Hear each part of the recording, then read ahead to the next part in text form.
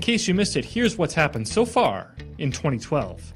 City Hall gave money to Christmas carolers singing for inmates. They also gave money to move art from the old airport terminal to the U of M, and they handed over some cash for a website devoted to telling people whether sidewalks are slippery in the winter. For an encore, City Council then voted to raise taxes. 4 people were killed in a plane crash in Ontario.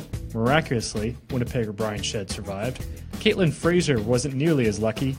She died after driving her SUV off the side of the Disraeli Bridge. Evander Kane was accused of being a bad tipper. A fire in Garden City claimed the lives of 5 members of a family, including 3 children. Dennis Jerome Labossiere was convicted of murdering his parents and brother. 4 men were killed in the fire in Selkirk. We now know way more about Vic Taves' failed marriage than we ever wanted to know. Cal Murphy, one of the most successful coaches and general managers in Bomber history, died. Rest in peace, Coach Cal. Jennifer Jones came up short in her bid to win the Scotties for a 5th time. Rob Fowler's Brandon Rink won bronze at the Brier. Police Chief Keith McCaskill announced he's retiring. And Terry Nelson announced plans to visit Iran. Former hockey coach Graham James was sentenced for molesting former NHL star Theo Fleury and his cousin Todd Holt when they were teenagers. Mark Stobie was acquitted of murdering his wife, Bev Robotham. We pulled an April Fool's prank on readers by saying a water park would be built at the Forks. The joke was on us a few days later when the city said such a plan was actually being considered. And a few weeks later, the joke was on all of us when that plan fizzled. The Winnipeg Jets ended their season with a 4-3 overtime loss to the Tampa Bay Lightning. Rapid Transit arrived in Winnipeg.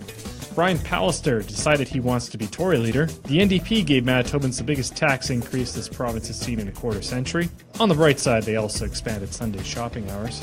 A jury found ex-cop Richard Dow not guilty of sexually assaulting a woman. Barely a week later, he pleaded guilty to assaulting a dozen other women. The Bombers announced a new football stadium would open in June. Check that. They said it would open in September. Actually, let's all agree to check back again next year. Greg Selinger apologized for Ticketgate. Bus beheader Vince Lee was given supervised passes outside the Selkirk Mental Health Center. The Laurie Douglas inquiry got underway. Dominic and Abby Merrick were returned to their mother after being abducted. Mayor Sam Cates announced he's going to be a dad again. A window washer survived an 8-story plunge from a River Heights apartment building. Kayla Tran was murdered in broad daylight. Her estranged boyfriend was charged with hiring a friend to kill her.